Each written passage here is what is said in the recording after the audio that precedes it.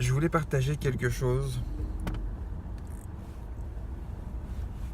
qui est, je dirais, qui est vital, en prenant du principe que la parole, Jésus-Christ est la parole. Il dit lui-même qu'il est le chemin, la vie et la vérité, que nul ne peut accéder au Père que par lui. Que ce n'est plus nous qui vivons, mais Christ qui vit en nous, et que nous régnons également ici et dans les lieux célestes également, qu'il règne et qu'il siège sur le trône de nos vies, le trône de nos cœurs, que le même esprit, en recevant Christ, l'esprit de Christ, le Saint-Esprit, ce même esprit, qui est l'esprit de vie, qui a ressuscité Christ d'entre les morts, ce même esprit vit en nous. Ce qui veut dire que nous sommes porteurs de vie, nous sommes porteurs de Christ. Ça veut dire que toi, moi, nous portons Christ. Nous portons la vie.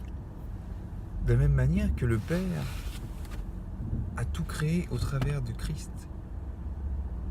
Et que rien n'a été créé sans elle, sans la parole. Et que par la parole, Dieu a créé toute chose. Et toute chose a son existence au travers d'elle. C'est pour ça qu'on doit faire attention à tout ce qu'on dit.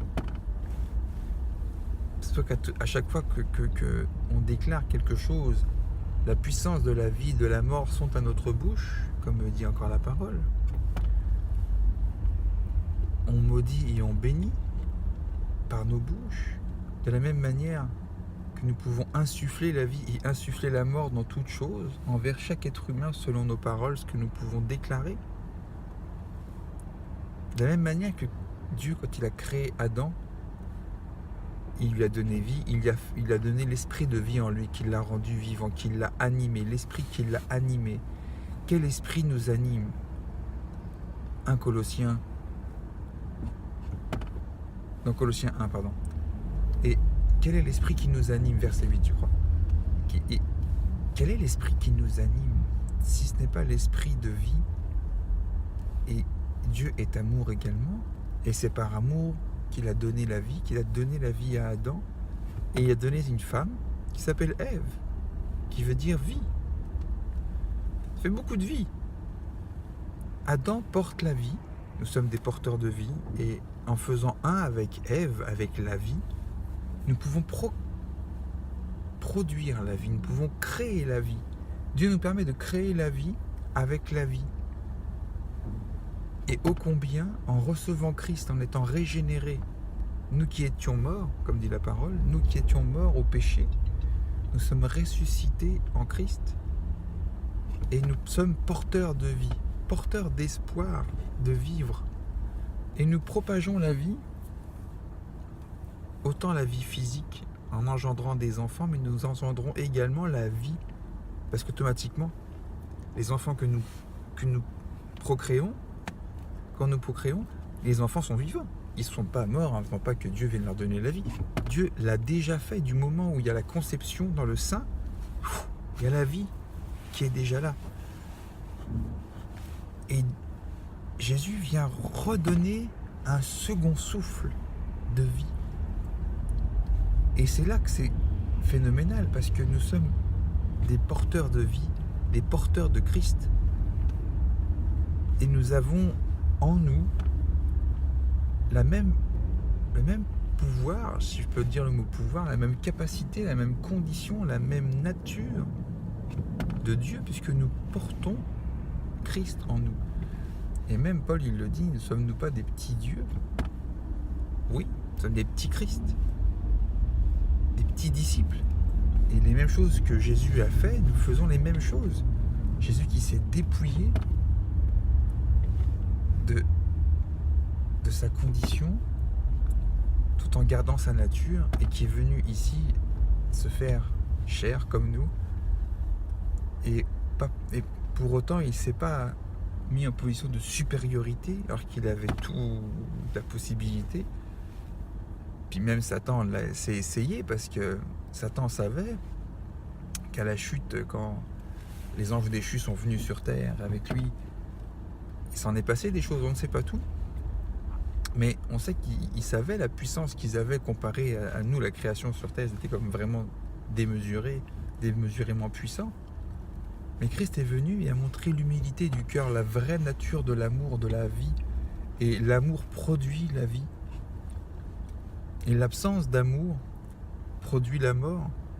Donc marcher selon l'esprit, marcher selon la vie, marcher selon toujours ce qui va produire la vie, qu'on soit toujours on garde toujours à l'esprit que tout ce que nous faisons apporte la vie. De même manière que c'est le mandat qui nous a été donné de garder le jardin, de cultiver le jardin. De cultiver, ça veut dire de faire en sorte, de faire attention et de maintenir le processus qui est le processus de la vie. Quand on peut regarder, à chaque fois la parole est pleine de paraboles au niveau des croissances des végétaux et de l'agriculture. C'est vraiment le cycle de la vie. Donc il y a bien un cycle de la vie, et au travers de la vie de Christ on voit, et j'irais même plus à dire que nous portons Christ dans nos souffrances. On ne peut rien rajouter aux souffrances de Christ, et il n'y a rien qui peut être rajouté, et on peut juste se projeter dans ce que Christ a fait et dans ce que Christ a vécu. Puis il n'y a pas grand chose. Je pense pas qu'il y a des choses que Christ n'a pas vécues, qu'il ne peut pas comprendre à notre place. Et il s'est mis dans notre même condition. Il a vécu la trahison, il a vécu les peines, le deuil, il a vécu toutes ces choses. Toutes les choses toutes les choses de mort qui étaient contre lui qui était la vie et qui est la vie. Mais il était la vie incarnée. Il est l'image du Dieu invisible. Il est la vie personnifiée, incarné, et il vit en chacun de nous. Nous portons Christ dans nos souffrances. Donc c'est pour ça que la parole dit qu'on doit se réjouir dans nos souffrances, parce que Christ se réjouissait, parce qu'il savait ce qui s'en venait, il savait toute la vie qu'il allait transmettre. Et même quand il dit celui qui boira de mon eau n'aura jamais soif, il n'aura plus jamais soif, parce que en lui jailliront les sources de la vie. Et cette eau prend source directement dans la vie éternelle, et ça va jaillir jusque dans la vie éternelle. C'est comme waouh, c'est même pas la vie comme on l'a là, c'est une vie éternelle, c'est une vie qu'on peut même pas imaginer l'importance. On a juste tellement une manière tellement pauvre de voir, tellement limitée de vivre la vie comme on la vit, et comment on peut comprendre la vie. Puis on essaie de comprendre la vie, mais de la recréer avec la science et tout un tas de choses. Mais on ne peut pas. Et je voudrais juste finir ce vidéo en terminant par une phrase comme ça, en disant que au travers de nos souffrances, au lieu de se morfondre, on devrait plutôt être joyeux. C'est pas facile, ça c'est clair. Et qu'à travers toutes les afflictions, à travers tous les problèmes, tous les obstacles, toutes les embûches, nous fortifier en disant que nous portons la vie en nous. Et c'est pour ça que dans toutes les situations, si on laisse Dieu agir, si on laisse Christ qui vit en nous se manifester, prendre notre place, prendre plus de place, afin qu'il puisse alimenter et nourrir toutes les semences du fruit de l'esprit dans la terre de notre cœur, ça va jaillir et ça va se manifester, et tous les fruits de l'esprit vont être là. Et ces fruits sont des fruits de la vie, sont des fruits qui donnent la vie, qui vont engendrer la vie, et chaque fruit va se multiplier. Et c'est là qu'on voit comment la parole, elle s'auto-suffit à elle-même, qu'elle s'auto-alimente, qu'elle auto-alimente toute chose, et qu'elle est tellement cohérente que ça n'a pas de sens. C'est incompréhensible.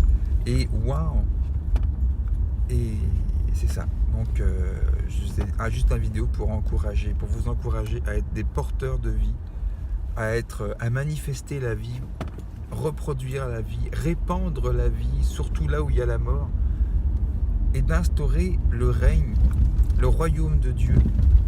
Comme à chaque fois qu'on peut apporter la guérison, quand Jésus nous dit va guérir les malades, c'est guérissez les malades, c'est pas une option, c'est guéris les malades. Si tu guéris, c'est parce qu'il y a quelque chose qui est en train de mourir dans le corps. La maladie vient tuer le corps, toute la maladie vient, et même quand Satan a été maudit, il a été chassé, il dit tu ramperas au sol et tu te nourriras de poussière. Mais se nourrir de la poussière, c'est quoi? Adam a été créé à bâtir de la poussière, donc c'est que Satan se nourrit de l'homme, de la poussière, il se nourrit de ça. Et le sol a été maudit. Donc, il est condamné à manger, tout ce qui est source de mort. Mais nous, on porte la vie. Donc, on vient annuler ces choses-là. On vient annuler. Et le but, c'est qu'il n'ait plus d'option. Qu'il puisse plus se manifester dans la mort. Si on est tous porteurs de vie, qu'on est tous des pensées de vie, des pensées du royaume, parce que le royaume est la vie. Et c'est pour ça qu'il dit guérissez les malades et dites-leur que le royaume s'est approché d'eux. Waouh! Quelqu'un est guéri par la vie de Christ qui vit en moi. Waouh! Qui vit en toi, qui vit en chacun de nous. Donc, ce n'est plus nous qui vivons, c'est Christ qui vit en moi. Je suis plus qu'un fils, plus qu'un serviteur. Je suis un esclave de la vie. Comme quand tu es amoureux, tu deviens esclave de l'amour. Waouh. Et automatiquement, quand tu es amoureux, tu penses qu'il y a des choses merveilleuses, tu penses qu'à produire la vie, tu penses pas à faire la mort, tu penses pas, comme on dit l'expression, tu vis d'amour et d'eau fraîche. Mais oui, parce que tu t'auto-suffis, tu penses même plus à manger, tu penses même plus à rien quand tu es amoureux, c'est ça. On est pas satisfait, mais je dirais, ouais, mais on est satisfait, c'est ça. Il me satisfait. Je suis satisfait dans la vie de Christ. Voilà. C'était pour vous fortifier et que Dieu est vivant. À la prochaine.